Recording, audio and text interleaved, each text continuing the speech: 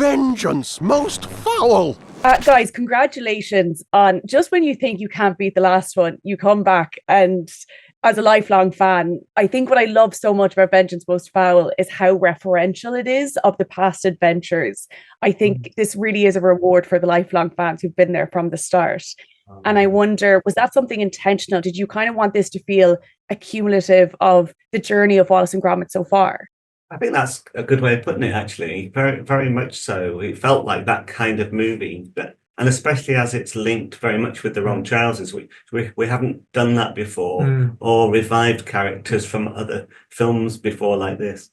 So it has that connection with at least Wrong Trousers and Curse of the Were-Rabbit, and others. And it's the first time we've had to actually be conscious in one film of what's happened before.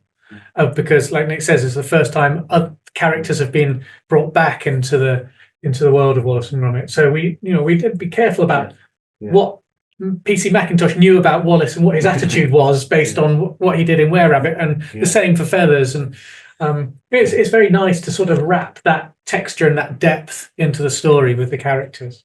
And you say it's the first time you've brought characters back, and obviously it's been 16 years since A Matter of Loaf and Death.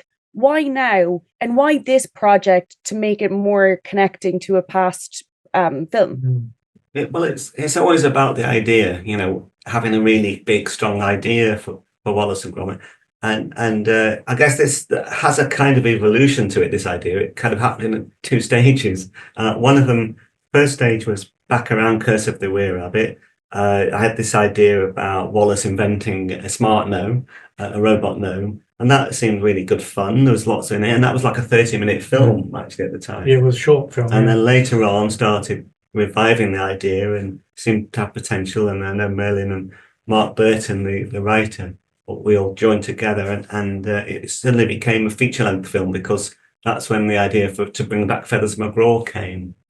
It was very late breaking, actually, wasn't it? And the whole film kind of expanded from there. So it wasn't in intention from the beginning for Feathers to feature. Yeah, and we weren't even we weren't even intended to do a feature film then.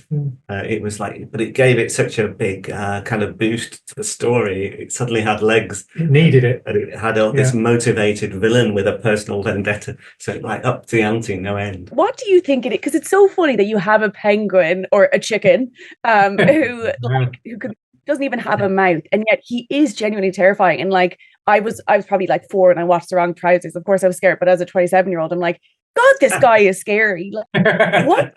I feel like it's the eyes, but what do you guys think it is about Feathers McGraw that actually makes him so terrifying?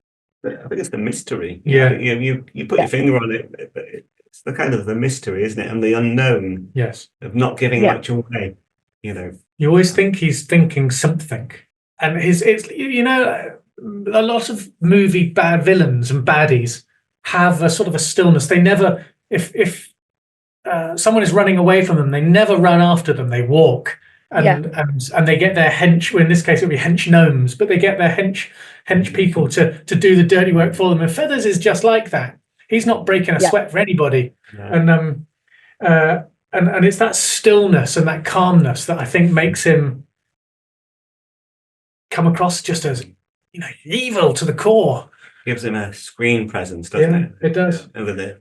We debate over blinks, because it's he only has to turn and blink maybe once or twice, and everyone thinks he's thinking, something, with the right music and the right, little moving on the camera or whatever. And it's very important for us as filmmakers to hold our nerve and not to overcook him and not to make him do too much, because his superpower is in his stillness. So for us, it's about just kind of having that confidence that he can hold the screen. He's only tiny, but he does have that presence, and people do make that connection with him. Yeah, this is his scale here. That's him. He's lying there. He's literally that high. Yeah, he's tiny, and he feels larger than life. But in terms of, I think what people are going to be very pleasantly surprised by is how much Ben Whitehead sounds like Peter Sallis. It's kind of uncanny, and I think he does a brilliant job. But I wonder, when you were hiring Ben, was your main intention you have to sound exactly like Peter as possible, or is there anything that Ben has brought that's new to Wallace that you've actually been pleasantly surprised by? I think Yeah. Yeah, I mean, in a way, it was a great, a lovely sort of happening chance the way he was with us already. We didn't have to look for him. He played a background character in Curse of the Were-Rabbit, and we found out then he could do a fantastic mimic of Wallace, and so and then he got better over the years. Yeah. As well. And at that point, because he was essentially Peter's understudy and picking up work that Peter either didn't want to do or couldn't do, Ben needed to sound as much like Peter as he could. But now with this bigger role, we do acknowledge that Ben isn't Peter, and he, as an artist, he is himself. And so while he makes, and we make every effort to honor what Peter established, Ben will always be Ben, and it's really important he does bring a bit of himself to the role as well, because otherwise we rob him of his ability to act if we ask him not to do that. So I think what Ben has managed to do is find a lovely balance between the two, and we're very proud of what he's done. Yeah, brilliant. I love that, because it's also honoring how inimitable Peter Sallis was. Like, he was just a legend, and you'll never take that away. But guys, I just can't wait for everyone to see it. It was well worth waiting for it. That's all I'll say. So thank you so much. Thank you. Thank you so much.